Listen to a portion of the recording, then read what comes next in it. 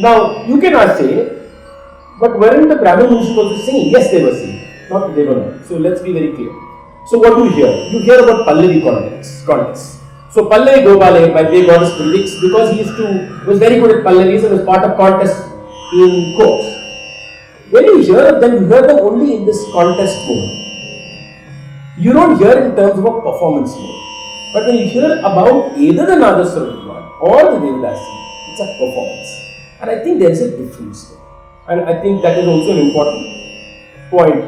The reason I am tracing all this is not just something we should discuss about 20th century. We have to discuss origins of what we are singing as Carnatic music today and discover that even aesthetic elements, one of the biggest problems in a social discourse is it forgets the aesthetic discourse, and the problem with aesthetic discourse is it forgets the social discourse, and we can't forget either. Both have played an important part in the evolution of the other. Now, the next question, what about creative music? What about Ragam Neravan Swaram? How much were these women participating in?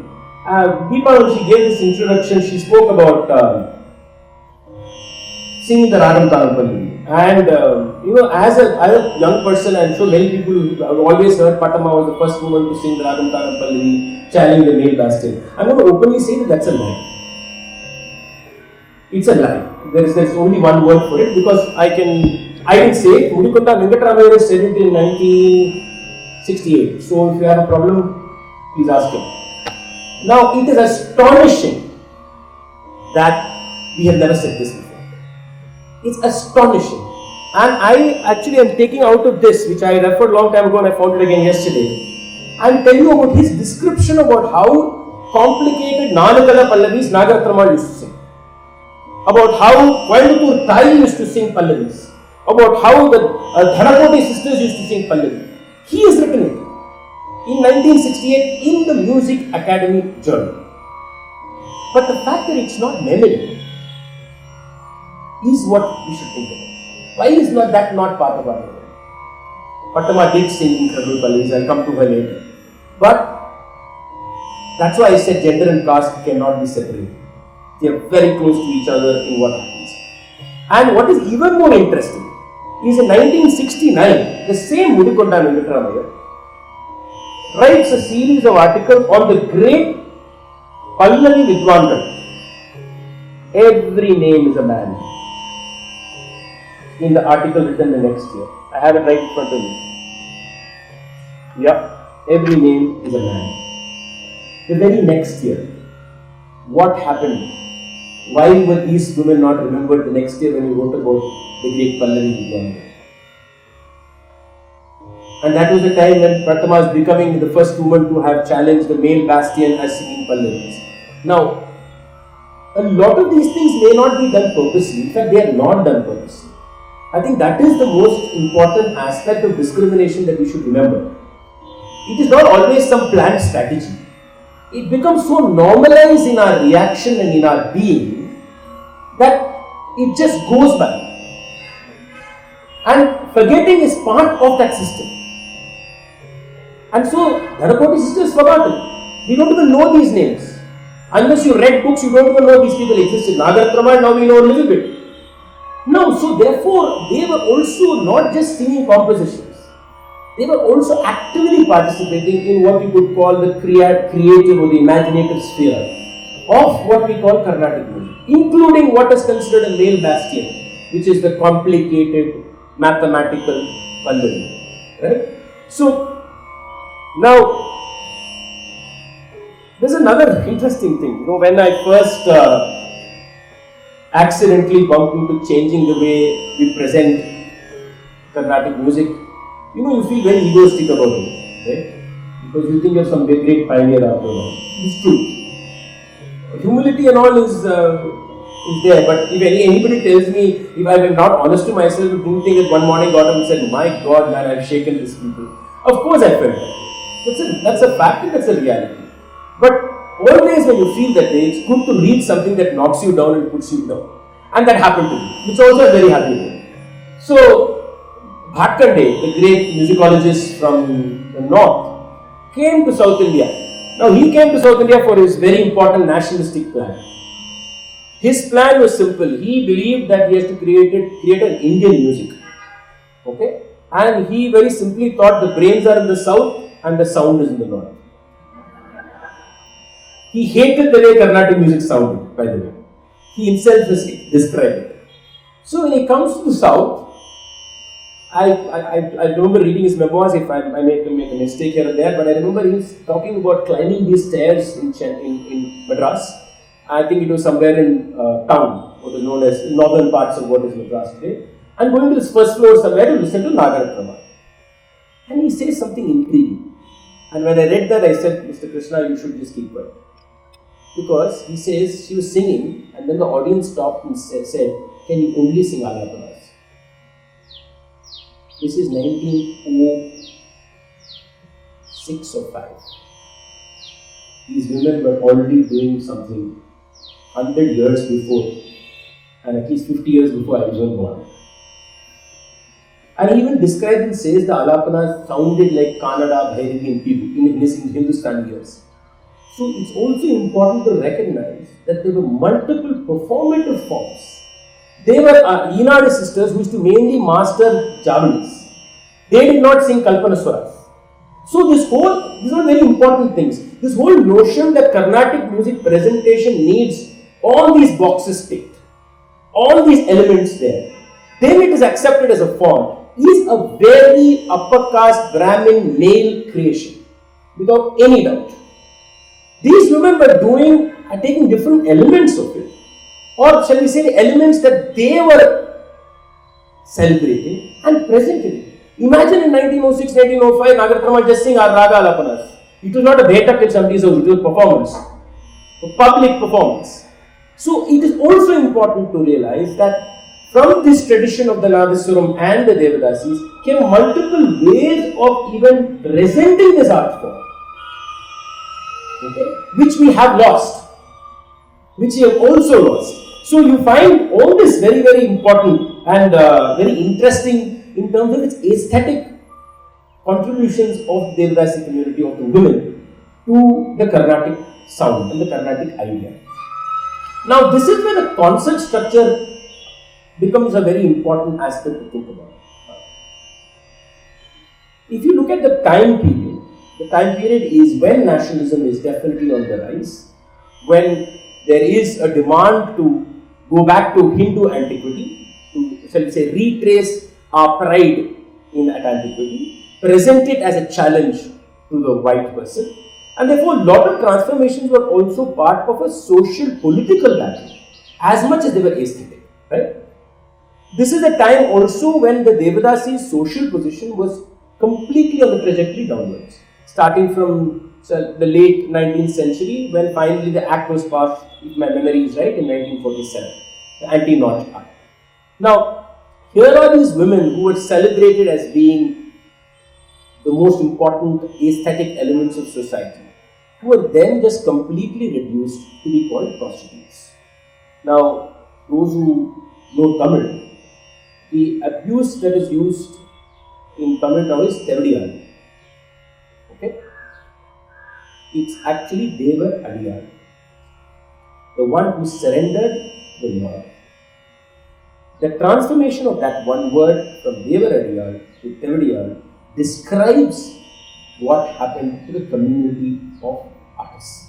In that one word, you can actually understand the tragedy that has taken place. Okay? And there's no doubt these women were being abused. There's no doubt that they were being used by men. There's no doubt. But the problem is that the social movement ignored the aesthetic element of these people. It ignored that they were bearers of this art form for generations and centuries. And that while social political reform was essential, what about preservation of a continuity of an aesthetic tradition was not even part of the discourse. Right? Now keep this in context, and parallelly you have Tyagaraja emerging as a very important figure. Again, these are very interesting opposing things happening at the same time, which are choreographing Carnatic music very fast. Tyagaraja passes away in 1847. Okay? And the thing was, Tyagaraja's Why did Tyagaraja's Kirtanas become more popular? Because there was a great overlap of Harikatha and tradition with the Tyagaraja same tradition. His Shishya Parampara had people who did both. They would do Harikatha and they would sing what you could call just concept. Now, what the concept had in its content is a different discussion altogether. This overlap of the two made Tyagaraja's composition extremely popular. Okay? You could sing a Kalisi Ramachandra anywhere. Any story can fit in almost any Tyagaraja Kirtana, it will fly. And these Harikatha Vidwans were using it. So, Tyagaraja then becomes this emblem of a very important pure tradition. Against the backdrop of the caretakers of this tradition who have now been considered impure and negligent. Now, if we don't see this parallel, we are missing something very serious. So, the narrative of the Devadasi does not fit into the new narrative of the purity that is being created. Okay? Now, in this juxtaposition that happens, one narrative is removed and the Bhakti narrative completely takes over the notion of the music entirely. Because any idea of Sringara being the main body, if I may specify, means you're bringing the notion of the body, you're bringing the notion of sexuality, you're bringing the notion of impurity. Because in the Brahminical Tyagaraja tradition, the notion is of purity, morality, of cleansing oneself, which is seen, it's not necessarily is, but is seen as being opposite to the Devadasi's transformation or Devadasi's condemnation as prostitutes. Of course, in all this, the men had no repercussions. They went on with their life as they always did. It was these Devadasis who had the repercussions. Now, in this backdrop is when the concert format is happening. Now, that itself becomes very interesting. This is what we call the main, sub-main, all these notions are being formed, right? We have all these tags we have attached. The main body of the concept then is determined to be only bhakti. Right? It automatically becomes what you want to showcase as the oldness of this art form. You want to showcase that as the tradition of the art form.